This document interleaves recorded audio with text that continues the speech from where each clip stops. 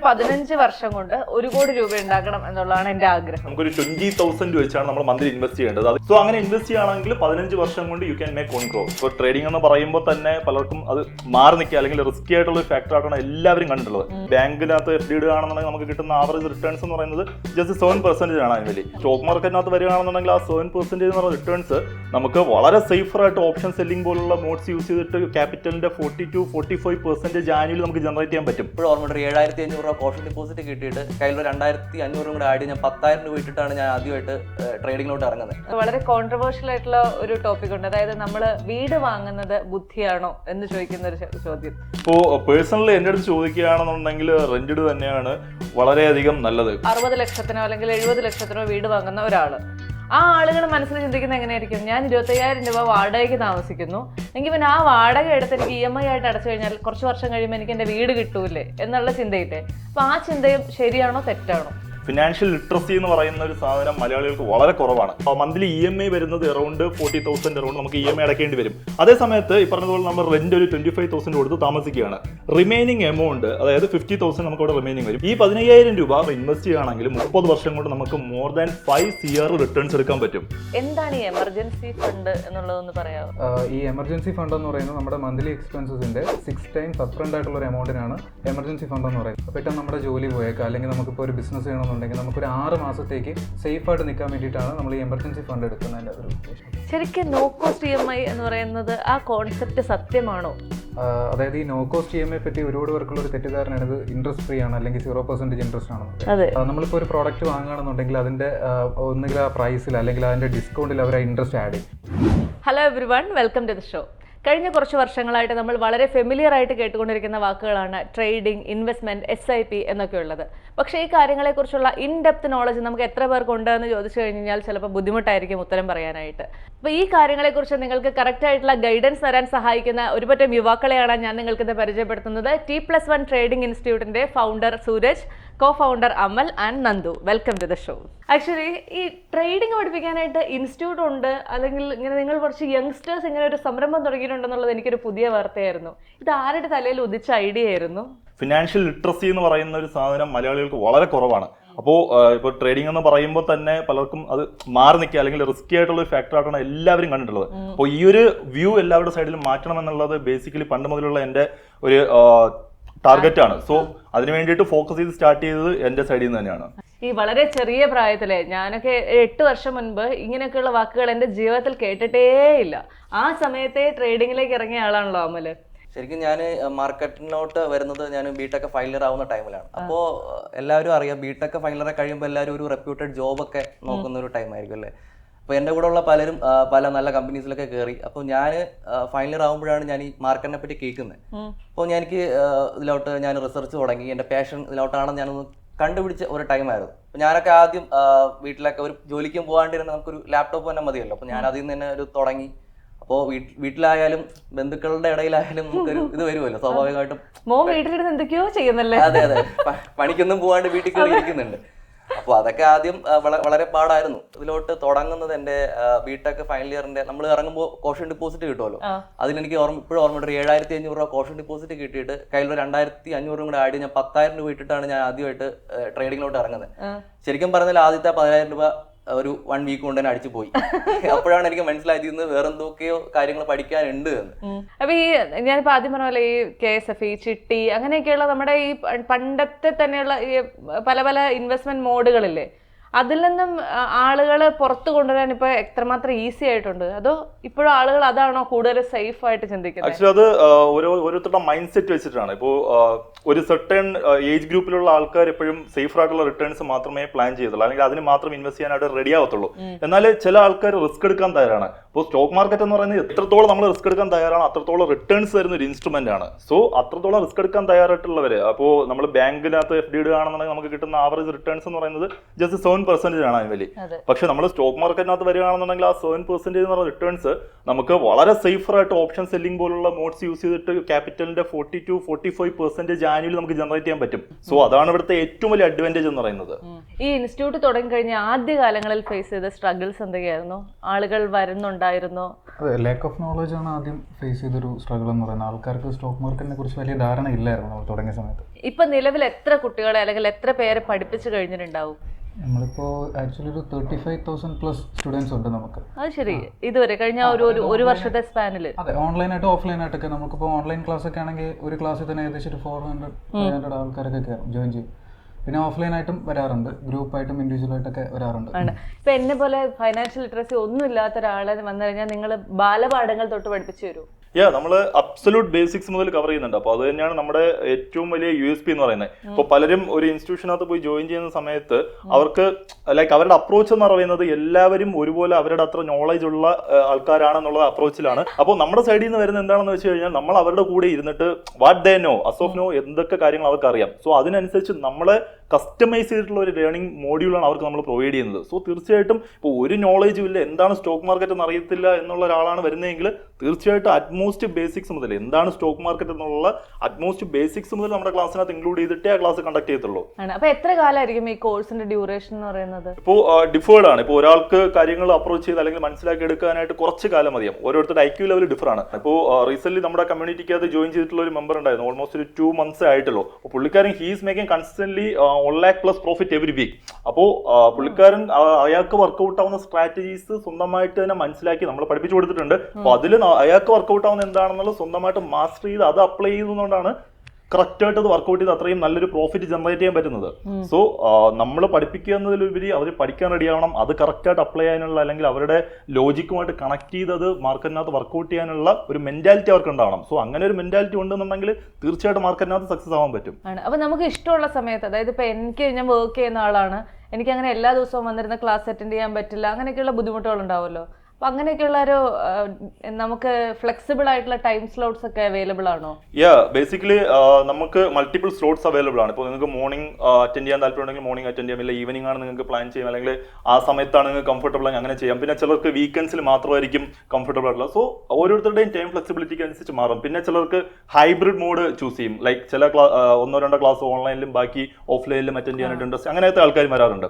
So അങ്ങനെയുള്ളവർക്ക് അതിനനുസരിച്ചുള്ള customer എന്ന് പറയുന്ന അല്ലെങ്കിൽ പഠിക്കാൻ വരുന്ന ആളെന്ന് പറയുന്ന അവരുടെ ഫ്ലെക്സിബിലിറ്റിക്ക് അനുസരിച്ച് ക്ലാസ്സസ് നമ്മൾ ഷെഡ്യൂൾ ചെയ്യുന്നുണ്ട്. ഇങ്ങനെ ഇൻവെസ്റ്റ് ചെയ്യുക, ഇങ്ങനെയൊക്കെയുള്ള കാര്യങ്ങളെ കുറിച്ച് അറിയാനും പറയാനും ഒക്കെ കുറച്ച് താല്പര്യമുള്ള ആൾക്കാർ വന്ന് ഒരു അഡ്വൈസ് ചോദിക്കുകയാണെങ്കിൽ എന്തായിരിക്കും അമൽ തരുന്ന അഡ്വൈസ്? അഡ്വൈസ് എന്ന് പറഞ്ഞാൽ നമ്മൾ ഒരിക്കലും പൈസ കണ്ട് മോഹിച്ച് മാർക്കറ്റിനകത്തോട്ട് വരരുത്. അപ്പോ പെട്ടെന്ന് ഇന്ന് വന്നിട്ട് നാളെ പൈസ ഉണ്ടാക്കിക്കൊണ്ട് പോവാം എന്നൊരു മെന്റാലിറ്റിയോടുകൂടി ആരും വരരുത്. പിന്നെ ശരിക്കും ഒരു ടെക്നിക്കൽ ടേമായിട്ട് പറയുവാണെങ്കിൽ മാർക്കറ്റിനകത്ത് ഏറ്റവും കൂടുതൽ നമ്മുടെ കൺട്രോൾ ചെയ്യുന്ന ഓപ്പറേറ്റേഴ്സ് ആണ്. അതായത് ഏറ്റവും കൂടുതൽ ശരിക്കും എല്ലാ ഫീൽഡ് നോക്കിയാലും അറിയാം, ഇപ്പോൾ ഏറ്റവും കൂടുതൽ പൈസ ഉള്ളവരാണ് എല്ലായിടത്തും പൈസ ഉണ്ടാക്കുന്നത് കൂടുതൽ അല്ലെ. അതേപോലെ തന്നെയാണ് ഇവിടെ ഏറ്റവും കൂടുതൽ പൈസ ഉള്ള ടീമിന് ഓപ്പറേറ്റേഴ്സ് എന്ന് പറയും. ശരിക്കും പറഞ്ഞാൽ നമ്മൾ ട്രേഡ് ചെയ്യുന്ന ടൈമിൽ അവർക്ക് എഗെയിൻസ്റ്റ് ആയിട്ട് നമ്മൾ ട്രേഡ് ചെയ്യുവാണെങ്കിൽ നമ്മൾ എപ്പോഴും ലോസിലോട്ടേ പോകത്തുള്ളൂ. നമ്മളുടെ പണി അല്ലെങ്കിൽ നമ്മൾ ഹാർഡ് വർക്ക് ചെയ്ത് കണ്ടുപിടിക്കേണ്ടത് വളരെ ഇത്രയേ ഉള്ളൂ. സ്മാർട്ട് മണി ട്രേഡേഴ്സ് എവിടെയാണ് കയറിയിട്ടുള്ളത് നമ്മൾ ഐഡന്റിഫൈ ചെയ്യുക, എന്നിട്ട് നമ്മൾ അവരെ കൂടെ നമ്മൾ ട്രേഡ് ചെയ്ത് പ്രോഫിറ്റ് എടുക്കുക. ഇതാണ് ആദ്യം നിങ്ങൾ മനസ്സിലാക്കേണ്ട ഒരു ബേസിക് ആയിട്ടുള്ള കാര്യം എന്ന് പറയുന്നത്. മനസ്സിലായി. നമ്മൾ ഈ T+1 ട്രേഡിഫൈയിലൂടെ നിങ്ങൾ പഠിച്ച നിങ്ങളുടെ തെറ്റുകളിൽ നിന്ന് നിങ്ങൾ പഠിച്ചത് എന്തായിരുന്നു? ഞാൻ പഠിച്ച ഒരു കാര്യം എന്ന് പറഞ്ഞാൽ ഡോണ്ട് ഡിപ്പെൻഡ് ഓൺ അതേഴ്സ്. അത് എന്ത് കാര്യത്തിനായാലും. ഇപ്പോൾ നിങ്ങളൊരു ബിസിനസ് സ്റ്റാർട്ട് ചെയ്യുകയാണെന്നുണ്ടെങ്കിൽ അതിന്റെ A to Z കാര്യങ്ങൾ നിങ്ങൾക്ക് അറിഞ്ഞിരിക്കണം. അതുപോലെ നമുക്ക് ഇൻവെസ്റ്റ്മെന്റുകൾ നടത്തി ഷെയർ മാർക്കറ്റിൽ ഇറങ്ങി ഭയങ്കര റിച്ച് ആവാൻ പറ്റും. റിച്ച് ആവാൻ പറ്റുമെന്ന് ചോദിച്ചാൽ റിച്ച് ആവാം, പക്ഷെ പെട്ടെന്ന് പറ്റത്തില്ല, നമുക്ക് ടൈം എടുക്കും. നമ്മുടെ ആൽബർട്ട് ഐൻസ്റ്റീൻ സാർ തന്നെ പറഞ്ഞിട്ടുണ്ട്, വേൾഡിലെ 8th വണ്ടർ എന്ന് പറയുന്നത് മണി കോമ്പൗണ്ടിങ് ആണെന്ന്. അപ്പോൾ പറ്റും, പക്ഷെ മണി കോമ്പൗണ്ട് ചെയ്യാനായിട്ട് വളരെ ദീർഘകാല ടൈം നമ്മൾ എടുക്കും. അതിനാണ് നമ്മൾ എന്ത് ചെയ്യണം, നമ്മൾ പതുക്കെ നമ്മൾ ഇൻവെസ്റ്റ് ചെയ്ത് 10-15 വർഷമൊക്കെ നമ്മുടെ ഇൻവെസ്റ്റ്മെന്റ് അത്രയും മുന്നോട്ട് കൊണ്ടുപോകാം. അപ്പൊ അത്രയും വർഷം നമ്മൾ സിമ്പിൾ ആയിട്ട് നമ്മൾ എന്ത് ഇൻവെസ്റ്റ് ചെയ്യാം. അപ്പോൾ എന്തായാലും നമ്മളെ പൈസ പതുക്കെ കോമ്പൗണ്ട് ചെയ്ത് നമ്മൾ ഒരു വിചാരിക്കുന്ന രീതിക്ക് അപ്പുറം ഇത് വളരെ വലുതായിട്ട് കോമ്പൗണ്ട് അറിയാലോ. കോമ്പൗണ്ടിങ് ഇൻട്രസ്റ്റ് എന്ന് പറയുന്ന എഫക്ട് വളരെ വലുതാണ്, നമുക്ക് അറിയാലോ. ഒരു 10-15 വർഷത്തെ ഇൻവെസ്റ്റിന്റെ ഒരു ഭാഗമായിട്ട് ഉറപ്പായിട്ട് നമുക്ക് വലിയ പൈസ നമുക്ക് ഉണ്ടാക്കാനായിട്ട് പറ്റും, പക്ഷെ പെട്ടെന്ന് ഉണ്ടാക്കാനായിട്ട് പറ്റില്ല. എനിക്കൊരു 15 വർഷം കൊണ്ട് 1 കോടി രൂപ ഉണ്ടാക്കണം എന്നുള്ളതാണ് എന്റെ ആഗ്രഹം. അങ്ങനെയാണെങ്കിൽ ഞാൻ എത്ര രൂപ വെച്ച് ഇപ്പൊ ഇൻവെസ്റ്റ് ചെയ്യേണ്ടി വരും? ഓക്കെ, എൻ്റെ അടുത്ത് ചോദിക്കുകയാണെന്നുണ്ടെങ്കിൽ നമുക്കൊരു 20,000 വെച്ചാണ് നമ്മൾ മന്ത്ലി ഇൻവെസ്റ്റ് ചെയ്യേണ്ടത്. അത് എവിടെയാണ് ഇൻവെസ്റ്റ് ചെയ്യേണ്ടത് ചോദിച്ചു കഴിഞ്ഞാൽ ആനുവലി ഒരു 12% റിട്ടേൺസ് കിട്ടുന്ന ഇൻസ്ട്രുമെന്റ്. അപ്പോൾ ആ ഇൻസ്ട്രുമെന്റ് എന്ന് പറയുന്നത് നമ്മുടെ മേജർ ഇൻഡെക്സ് ആയ നിഫ്റ്റിയിൽ ഇൻവെസ്റ്റ് ചെയ്താൽ പോലും ആ ഒരു 12% നമുക്ക് ഈസിലി അച്ചീവബിൾ ആണ്. സോ അങ്ങനെ ഇൻവെസ്റ്റ് ചെയ്യുകയാണെങ്കിൽ 15 വർഷം കൊണ്ട് യു ക്യാൻ മേക്ക് 1 crore. ഓ, അത് ശരി. അപ്പൊ ആക്ച്വലി സൂരജ്, ഈ 15 വർഷം കൊണ്ട് ഞാൻ എത്ര രൂപ ഇൻവെസ്റ്റ് ചെയ്തിട്ടുണ്ടാവും ഈ 1 കോടി രൂപ എനിക്ക് കിട്ടുന്ന സമയത്തേക്ക്? ഇവിടെ നമ്മൾ ശ്രദ്ധിക്കേണ്ട കാര്യം എന്ന് പറഞ്ഞു കഴിഞ്ഞാൽ ഇവിടെയാണ് കോമ്പൗണ്ട് ഇൻട്രസ്റ്റിന്റെ പവർ നമ്മൾ നോക്കേണ്ടത്. ഇപ്പോൾ വീണ ഇൻവെസ്റ്റ് ചെയ്തിരിക്കുന്ന എമൗണ്ട് എന്ന് പറയുന്നത് അറൌണ്ട് 34 lakhs ആയിരിക്കും. എന്നാൽ ആ 34 lakhs നിന്ന് വീണ ജനറേറ്റ് ചെയ്യുന്ന കോമ്പൗണ്ട് ഇൻട്രസ്റ്റ് എന്ന് പറയുന്നത് അറൌണ്ട് 66 lakhs ആയിരിക്കും. ഓ, അത് ശരി. ഒരുപാട് ചെറുപ്പക്കാർക്ക് അല്ലെങ്കിൽ ഒരുപാട് ആൾക്കാർക്ക് ക്രെഡിറ്റ് കാർഡുകൾ ഉപയോഗിക്കാൻ ഭയങ്കര പേടിയാ. ക്രെഡിറ്റ് കാർഡ് ഉപയോഗിക്കാൻ പേടി എന്താ വെച്ച് കഴിഞ്ഞാൽ എല്ലാവരും പറയണേ, അയ്യോ വലിയ തലവേദനയാണ്, അവസാനം വലിയ ഇൻട്രസ്റ്റ് അടക്കേണ്ടി വരും, ഇങ്ങനെയൊക്കെയുള്ള ചില മിഥ്യാധാരണകളുണ്ട്. സത്യത്തിൽ ക്രെഡിറ്റ് കാർഡുകൾ നല്ലതാണോ? ബേസിക്കലി നമുക്ക് ഫണ്ട് കൺട്രോൾ ചെയ്യാൻ അറിയാമെങ്കിൽ നമുക്ക് ക്രെഡിറ്റ് കാർഡ് എടുക്കുന്നതിന് യാതൊരു പ്രശ്നമില്ല. ഇപ്പോൾ ക്രെഡിറ്റ് കാർഡിന് പോസിറ്റീവ്സ് ഉള്ള പോലെ തന്നെ നെഗറ്റീവ്സും ഒരുപാടുണ്ട്. ഇപ്പോൾ ക്രെഡിറ്റ് കാർഡിൻ്റെ ഏറ്റവും വലിയൊരു നെഗറ്റീവ് എന്ന് പറഞ്ഞാൽ നമ്മളത് ഓവർ സ്പെൻഡ് ചെയ്ത് കഴിഞ്ഞാൽ നമ്മുടെ സിബിൽ സ്കോർ കുറയാനായിട്ട് ചാൻസ് കൂടുതലാണ്. അതുപോലെ നമുക്ക് ഫ്യൂച്ചറിൽ ലോൺ കിട്ടുമ്പോഴത്തേക്ക് അതൊരു പ്രോബ്ലമായിട്ട് വരാൻ ചാൻസ് ഉണ്ട്. അപ്പോൾ നമ്മൾ ഫണ്ട് കൺട്രോൾ ചെയ്യാൻ അറിയാമെങ്കിൽ ക്രെഡിറ്റ് കാർഡ് ഏത് ഏജിൽ എടുത്താലും പ്രശ്നമില്ല. ഇപ്പോൾ കഴിഞ്ഞ 1 വർഷമായിട്ട് വളരെ ആക്റ്റീവായിട്ട് ഇൻഡസ്ട്രിയിലുള്ള ഒരു സ്ഥാപനമാണ് T+1. ഈ T+1 ഇന്ന് തിരിഞ്ഞു നോക്കുമ്പോൾ ഒരു വലിയ സക്സസ് ആയിട്ടാണോ തോന്നുന്നത്, അതോ ഒരു ആവറേജ് സക്സസ് ആണോ? എന്താണ് സൂരജിന്റെ അഭിപ്രായത്തിൽ? ഇപ്പോൾ പേഴ്സണൽ എന്നോട് ചോദിക്കുകയാണെങ്കിൽ ഇതൊരു ഹ്യൂജ് സക്സസ് ആണ്. കാരണം എന്ന് പറഞ്ഞു കഴിഞ്ഞാൽ ഇപ്പോൾ നമ്മുടെ വിഷൻ എന്താണെന്ന് വെച്ച് കഴിഞ്ഞാൽ ഫിനാൻഷ്യൽ ലിറ്ററസി മലയാളികൾക്ക് കൊടുക്കുക എന്നുള്ളതാണ്. നമ്മൾ നേരത്തെ പറഞ്ഞതുപോലെ തന്നെ ഡിസ്കസ് ചെയ്തതുപോലെ നമ്മുടെ കമ്മ്യൂണിറ്റിയിൽ ഇപ്പോൾ 35,000 എബവ് മെമ്പേഴ്സ് ഉണ്ട്. അപ്പോൾ അതിൽ 80% എബവ് ആൾക്കാരും കൺസിസ്റ്റന്റ് ആയിട്ട് മാർക്കറ്റിനകത്ത് ട്രേഡ് ചെയ്യുന്ന ആൾക്കാരാണ്, കൺസിസ്റ്റന്റ് ആയിട്ട് പ്രോഫിറ്റ് ജനറേറ്റ് ചെയ്യുന്ന ആൾക്കാരാണ്. ഇനി കമ്പനിയുടെ പോയിന്റ് ഓഫ് വ്യൂ വരികയാണെന്നുണ്ടെങ്കിൽ നമ്മുടെ കമ്പനിയുടെ കറണ്ട് വാല്യൂഷൻ എന്ന് പറയുന്നത് more than $5 million ആണ്. റീസെന്റ് നമ്മുടെ ഒരു ഫണ്ട് റൈസിംഗ് റൗണ്ട് കംപ്ലീറ്റ് ചെയ്തിട്ടുണ്ടായിരുന്നു. സോ ബോത്ത് പാർട്ടിൽ, ഫിനാൻഷ്യൽ പാർട്ടിൽ നോക്കുകയാണെങ്കിലും നമ്മുടെ വിഷണറി പാർട്ടിൽ നോക്കുകയാണെങ്കിലും it's A huge success actually. എപ്പോഴും നമ്മൾ കാണുന്നതാണ് നോ കോസ്റ്റ് EMI അവൈലബിൾ. ഞാനൊക്കെ എപ്പോഴും പോയി ഞെക്കുന്നത് അതിനകത്താണ്. ശരിക്കും നോ കോസ്റ്റ് EMI എന്ന് പറയുന്നത് ആ കോൺസെപ്റ്റ് സത്യമാണോ, അതോ അതിനകത്ത് വേറെ എന്തെങ്കിലും ഹിഡൻ ആയിട്ടുള്ള കാര്യങ്ങളുണ്ടോ? അതായത് ഈ നോ കോസ്റ്റ് EMI പറ്റി ഒരുപാട് പേർക്കുള്ള ഒരു തെറ്റിദ്ധാരണയാണ് ഇത് ഇൻട്രസ്റ്റ് ഫ്രീ ആണ് അല്ലെങ്കിൽ 0% ഇൻട്രസ്റ്റ് ആണെന്നൊക്കെ. നമ്മളിപ്പോൾ ഒരു പ്രോഡക്റ്റ് വാങ്ങുകയാണെന്നുണ്ടെങ്കിൽ അതിന്റെ ഒന്നുകിൽ ആ പ്രൈസിൽ അല്ലെങ്കിൽ അതിന്റെ ഡിസ്കൗണ്ടിൽ അവർ ഇൻട്രസ്റ്റ് ആഡ് ചെയ്യും. ഇൻട്രസ്റ്റ് ആഡ് ചെയ്ത ശേഷമാണ് നമ്മുടെ അടുത്ത് എത്തുന്ന നോ കോസ്റ്റ് EMI. അപ്പോൾ ആ പേര് കേട്ട ഉടനെ തന്നെ ഒരുപാട് ആൾക്കാർ അത് ചാടിക്കയറി പർച്ചേസ് ചെയ്യാനായിട്ട് ചാൻസ് കൂടുതലാണ്. പക്ഷേ ഈ നോ കോസ്റ്റ് EMI എന്ന് പറയുന്ന ഒരു ഹിഡൻ ആയിട്ട് തന്നെ ആ ഇൻട്രസ്റ്റ് ഒക്കെ ആഡ് ചെയ്തിട്ടാണ് നമ്മുടെ അടുത്തോട്ട് എത്തുന്നതിന്. നമ്മൾ മനസ്സിലാക്കേണ്ട ഒരു കാര്യം എന്ന് പറഞ്ഞാൽ നത്തിങ് ഈസ് ഫ്രീ. ഇവിടെ ഇൻട്രസ്റ്റ് ഫ്രീ ആയിട്ട് അങ്ങനെ ആരും തരില്ല. അതാണ് അതിന്റെ ഒരു concept, no cost EMI concept. ഈ ഇൻവെസ്റ്റ്മെന്റുകൾ ഓരോ പ്രായത്തിലും, ഇപ്പൊ നമ്മൾ ആദ്യം പറഞ്ഞു പഠിച്ചിറങ്ങി നേരിട്ട് ജോലി ചെയ്യുന്ന ആൾക്ക് വേണമെങ്കിൽ 1000 രൂപയ്ക്കും അല്ലെങ്കിൽ 500 രൂപയ്ക്കും ഇൻവെസ്റ്റ്മെന്റുകൾ തുടങ്ങാറുണ്ട്. ഇപ്പൊ ഒരു 30 വയസ്സായ ആള് ഒരു ഇൻവെസ്റ്റ്മെന്റ്, അപ്പോഴാണ് അയാൾക്ക് ഫൈനാൻഷ്യൽ ലിറ്ററസി T+1 പഠിച്ച് ഫൈനാൻഷ്യൽ ലിറ്ററസി നേടുന്നത്. അങ്ങനെയാണെങ്കിൽ എത്ര രൂപ തൊട്ട് ട്രേഡ് ചെയ്ത് തുടങ്ങുന്നതായിരിക്കും അല്ലെങ്കിൽ ഇൻവെസ്റ്റ് ചെയ്ത് തുടങ്ങുന്നതായിരിക്കും നല്ലത്? ഓക്കെ, ഇപ്പോൾ ഇൻവെസ്റ്റ്മെന്റിന് ശരിക്കും പറഞ്ഞു കഴിഞ്ഞാൽ ഒരാൾ ഇൻവെസ്റ്റ്മെന്റ് സ്റ്റാർട്ട് ചെയ്യുന്നതിന് മുമ്പായിട്ട് അവരുടെ റിസ്ക് അപ്പറ്റേറ്റ് അവർ മനസ്സിലാക്കുന്നത് വളരെ അത്യാവശ്യമാണ്. ഇപ്പോൾ 20 മുതൽ 30 വയസ്സ് വരെയുള്ള ഒരാൾ ഇൻവെസ്റ്റ്മെന്റ് സ്റ്റാർട്ട് ചെയ്യുന്ന സമയത്ത് അവർക്ക് ഒരുപാട് റിസ്ക് എടുക്കാനുള്ള പൊട്ടൻഷ്യൽ അവർക്കുണ്ട്. അപ്പോൾ അങ്ങനെയുള്ള ആൾക്കാർ സ്റ്റോക്ക് മാർക്കറ്റിന് പുറമെ റിസ്കി അസറ്റ്സ് ആയ ക്രിപ്റ്റോ പോലുള്ള കാര്യങ്ങൾക്ക് ഇൻവെസ്റ്റ് ചെയ്ത് കഴിഞ്ഞാൽ, അതായത് അവരുടെ ഡൈവേഴ്സിഫിക്കേഷൻ അങ്ങനെ ചെയ്ത് കഴിഞ്ഞാൽ ബെറ്റർ ആയിരിക്കും. ഇപ്പോൾ നമ്മളൊരു പോർട്ട്ഫോളിയോ ബിൽഡ് ചെയ്യുകയാണ്, 20 വയസ്സിന് 30 വയസ്സാണ് നിങ്ങളുടെ ഏജ് ബ്രാക്കറ്റ് എങ്കിൽ നിങ്ങളുടെ ഒരു 60% സ്റ്റോക്ക് മാർക്കറ്റിനകത്തും ഒരു 20% വരുന്നത് ഗോൾഡോ അങ്ങനെ എന്തെങ്കിലും ഒരു കമ്മോഡിറ്റിക്കകത്തും ബാക്കി റിമൈനിങ് ആയിട്ടുള്ള ക്രിപ്റ്റോയ്ക്കകത്ത് എക്സ്പോഷർ കൊടുത്തു കഴിഞ്ഞാൽ ഓവർ ദ ലോങ് റണ്ണിൽ നിങ്ങളുടെ ആ ഒരു പോർട്ട്ഫോളിയോ അത്യാവശ്യം നല്ല രീതിയിൽ പെർഫോം ചെയ്യാനുള്ള സാധ്യതയുണ്ട്. ഇനി നമ്മൾ നോക്കുകയാണെങ്കിൽ ഒരു 30 to 15, ഒരു 30-നും 50 വയസ്സിനും ഇടയിലുള്ള ആൾ നോക്കുകയാണെങ്കിൽ യങ്ങറായിട്ടുള്ള ഒരാളുടെ അത്ര റിസ്ക് ഇവിടെ എടുക്കാൻ പറ്റത്തില്ല. കാരണം എന്ന് പറഞ്ഞു കഴിഞ്ഞാൽ അവർക്ക് റെസ്പോൺസിബിലിറ്റീസ് ഉണ്ട്, മാരേജ് കഴിഞ്ഞിട്ടുണ്ടാവും, കുട്ടികളുണ്ടാവും. സോ അങ്ങനെയുള്ള ആൾക്കാർ കുറച്ചുകൂടെ കൺസർവേറ്റീവ് ആയിട്ടുള്ള ഇൻവെസ്റ്റ്മെന്റ്സ് പ്ലാൻ ചെയ്യുക. സ്റ്റോക്ക് മാർക്കറ്റിൽ തന്നെ മെജോറിറ്റി ഇൻവെസ്റ്റ് ചെയ്യാൽ, അതിനോടൊപ്പം തന്നെ മ്യൂച്വൽ ഫണ്ട്സിനകത്ത് ഇൻവെസ്റ്റ് ചെയ്യുക, SIPs പിന്നെ FDs വേണമെങ്കിൽ കൺസിഡർ ചെയ്യാം. സോ അത് കുറച്ചുകൂടെ റിസ്ക് ഫ്രീ ആണ്. നമ്മൾ ആ ഒരു ടൈം പീരീഡിൽ അങ്ങനത്തെ ഇൻവെസ്റ്റ്മെന്റ്സ് കൺസർവേറ്റീവ് ചെയ്യുന്നത് കുറച്ച് റിസ്ക് ഫ്രീ ആണ്. ഇനി എബോവ് 50 വയസ്സിന് നോക്കുകയാണെന്നുണ്ടെങ്കിൽ അവർ തീർച്ചയായിട്ടും വളരെയധികം കൺസർവേറ്റീവ് ആയിട്ടുള്ള ഇൻവെസ്റ്റ്മെന്റ്സ് മാത്രമേ നടത്താൻ പാടുള്ളൂ. കാരണം എന്ന് പറഞ്ഞു കഴിഞ്ഞാൽ അവർക്ക് റിസ്ക് എടുക്കാനുള്ള ഒരു ടൈം ഇനി ബാക്കിയില്ല. സോ മിക്കവാറും ആളുകളുടെ ഇൻവെസ്റ്റ്മെന്റിനുള്ള റിട്ടേൺസ് അവർ എക്സ്പെക്ട് ചെയ്യുന്ന പറയുന്നത് മന്ത്ലി പെൻഷനൊക്കെ ആയിട്ടുണ്ടാവും, അവർക്ക് മന്ത്ലി ഒരു റിട്ടേൺസ് കിട്ടുന്ന രീതിയിലല്ല, അങ്ങനെയൊക്കെ ആയിരിക്കും അവരുടെ ഇൻവെസ്റ്റ്മെന്റ്സ് അവർ പ്ലാൻ ചെയ്യുന്നത്. സോ അങ്ങനെയുള്ളവർ ബാങ്ക് FDയിലോ ഇല്ലാന്നുണ്ടെങ്കിൽ ബോൺസിലൊക്കെ ഇൻവെസ്റ്റ് ചെയ്യുന്നതായിരിക്കും എപ്പോഴും ബെറ്റർ. ട്രേഡ് ചെയ്യുന്നതൊക്കെ ഏത് പ്രായക്കാരാണ്? ശരിക്കും ട്രേഡിങ്ങിലോട്ട് ഏറ്റവും കൂടുതൽ വരുന്നത് ശരിക്കും പറഞ്ഞാൽ ഒരു 20-25 ഏജിന് ഇടയ്ക്കാണ് ഇപ്പോൾ ഏറ്റവും കൂടുതൽ കണ്ടുവരുന്നത്. കാര്യം നമുക്കറിയാം 9 to 5 ജോബ് ചെയ്യുന്നവരുടെ ഇപ്പോഴത്തെ സാലറി നമുക്കറിയാം അല്ലേ, ഒരു കൂടിപ്പോയാലും 20-25, അതിനപ്പുറം എന്തായാലും പോകത്തില്ല അല്ലേ.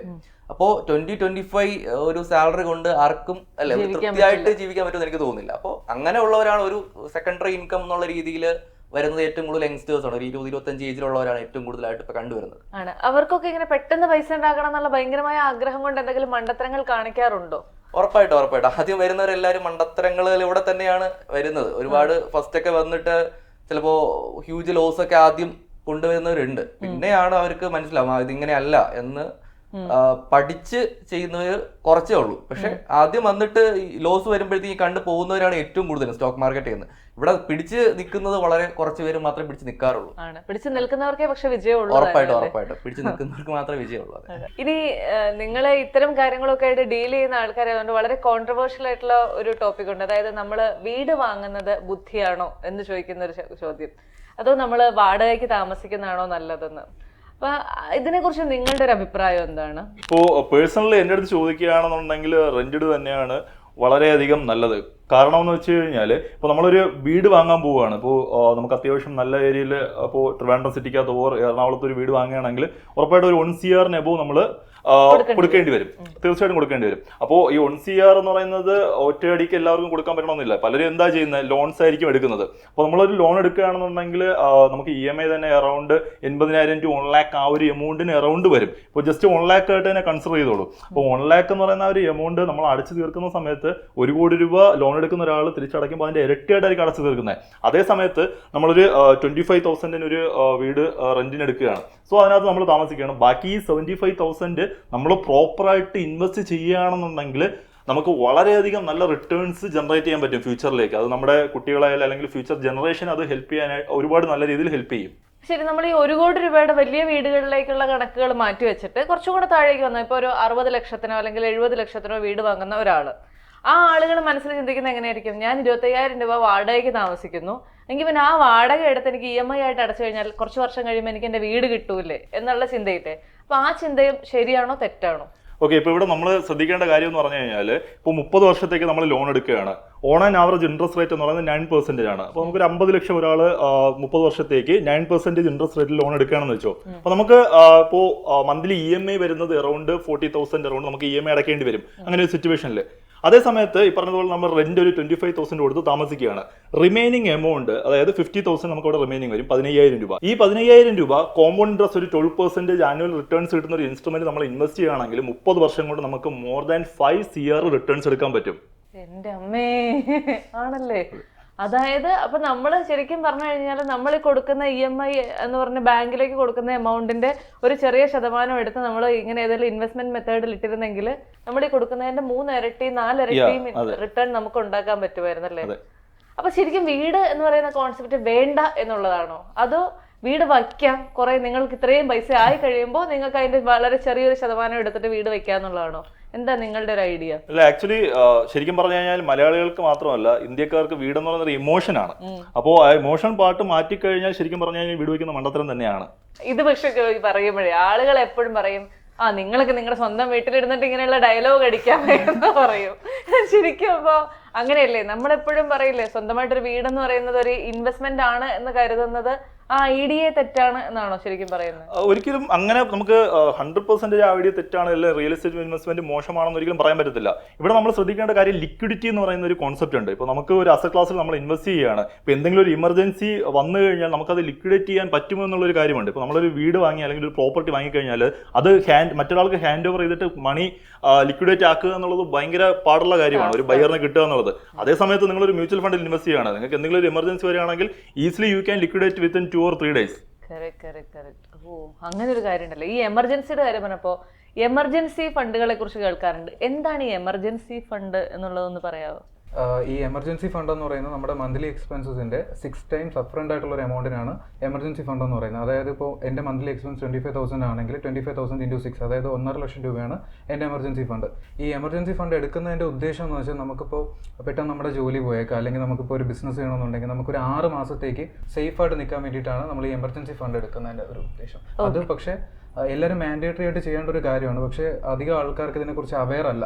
ഈ എമർജൻസി ഫണ്ട് കീപ്പ് ചെയ്യണം, എല്ലാവരും സാലറി വാങ്ങുക, അന്നത്തെ മന്തിൻ്റെ ആകുമ്പോഴത്തേക്ക് സാലറി അങ്ങനെയല്ല. ശരിക്കും എല്ലാവരും എമർജൻസി ഫണ്ട് കീപ്പ് ചെയ്യണമെന്നാണ് പറയാം. ഇപ്പോൾ ട്രേഡ് ചെയ്യണം എന്ന് ആഗ്രഹിക്കുന്ന ആൾക്കാർക്ക് എന്ത് അഡ്വൈസ് ആയിരിക്കും നിങ്ങൾ ഓരോരുത്തരും കൊടുക്കുക? എനിക്ക് കൊടുക്കാനുള്ള അഡ്വൈസ് എന്താണെന്ന് വെച്ച് കഴിഞ്ഞാൽ നമ്മൾ മാർക്കറ്റിനകത്ത് എൻ്റർ ആവുന്നതിന് മുമ്പായിട്ട് കൃത്യമായിട്ട് മാർക്കറ്റിനെ കുറിച്ച് പഠിച്ചിരിക്കണം. ഇപ്പോൾ നമ്മൾ ലോങ് ടൈമിലേക്ക് ഇൻവെസ്റ്റ് ചെയ്യാൻ പ്ലാൻ ചെയ്യുന്ന ഒരാളാണെങ്കിൽ ഇപ്പോൾ സ്റ്റോക്കിൽ ഇൻവെസ്റ്റ് ചെയ്യണം. ഒരു സ്റ്റോക്കിൽ ഇൻവെസ്റ്റ് ചെയ്യുന്ന സമയത്ത് ഉറപ്പായിട്ടും ആ സ്റ്റോക്കിന്റെ ഫണ്ടമെന്റൽസ്, അതായത് കമ്പനി ഫിനാൻഷ്യലി വെൽ പെർഫോംഡ് ആണോ, ഇപ്പോൾ പെർഫോം ചെയ്യുന്ന അല്ലെങ്കിൽ ഫ്യൂച്ചറിൽ പെർഫോം ചെയ്യാൻ സാധ്യതയുണ്ടോ, ഇതൊക്കെ മനസ്സിലാക്കിയതിന് ശേഷം വേണം നമ്മൾ ഇൻവെസ്റ്റ് ചെയ്യാനായിട്ട് ഒരു സ്റ്റോക്കിനകത്ത് ലോങ് ടൈമിലേക്ക്. ഇല്ല നമ്മളൊരു ഷോർട്ട് ടൈം സ്വിംഗ് ട്രേഡ് ചെയ്യുന്ന ആളാണെങ്കിൽ, ഇൻട്രാഡേ ട്രേഡ് ചെയ്യുന്ന ആളാണെന്നുണ്ടെങ്കിൽ തീർച്ചയായിട്ടും ടെക്നിക്കൽ അനാലിസിസ്, എങ്ങനെയാണ് മാർക്കറ്റ് മൂവ് ചെയ്യാൻ സാധ്യത എന്നുള്ളത് വളരെ വ്യക്തമായിട്ട് നമുക്ക് പ്രെഡിക്റ്റ് ചെയ്യാൻ പറ്റണം. മാർക്കറ്റിന്റെ ചാർട്ട് വാച്ച് ചെയ്തും അതുപോലെ തന്നെ മൾട്ടിപ്പിൾ പാരാമീറ്റേഴ്സ് കമ്പൈൻ ചെയ്തും. അപ്പോൾ ഇത്തരം കാര്യങ്ങൾ, അതായത് ഞാനിപ്പോൾ നിങ്ങളിൽ നിന്ന് സംസാരിച്ചിരുന്ന മനസ്സിലാക്കിയെന്ന് പറയുന്നത്, കൃത്യമായി എന്തൊക്കെയാണ് നിങ്ങൾ ചെയ്യാൻ പോകുന്നത് എന്നുള്ളതിനെ കുറിച്ച് വ്യക്തമായ ധാരണയില്ലാതെ അവിടുന്ന് ഇവിടുന്നും കേട്ട് ഈ ചെറിയ ചെറിയ അറിവുകൾ കൊണ്ട് ഒരു കാരണവശാലും ഒരു ട്രേഡിംഗ് മാർക്കറ്റിലേക്ക് ഇറങ്ങരുത്. അങ്ങനെയെന്ന് പറഞ്ഞു കഴിഞ്ഞാൽ നിങ്ങളുടെ പൈസ പോവുക എന്നുള്ളതായിരിക്കും ഇക്വലന്റ്. അപ്പോൾ കൃത്യമായി പഠിച്ച് ചെയ്യുക എന്നുള്ളതാണ് ട്രേഡിംഗ് അല്ലെങ്കിൽ ഇത്തരത്തിലുള്ള സ്റ്റോക്ക് മാർക്കറ്റിൽ നിങ്ങൾക്ക് വിജയിക്കാനുള്ള വഴി. അതിനുള്ള എല്ലാ വഴികളുമാണ് T+1 ട്രേഡിഫൈ നൽകുന്നത്. അപ്പോൾ നിങ്ങൾക്ക് ധൈര്യമായിട്ട് ഇവരെ കോൺടാക്ട് ചെയ്യാം അല്ലേ? Yeah, ഓക്കെ, അപ്പോൾ thank you so much guys.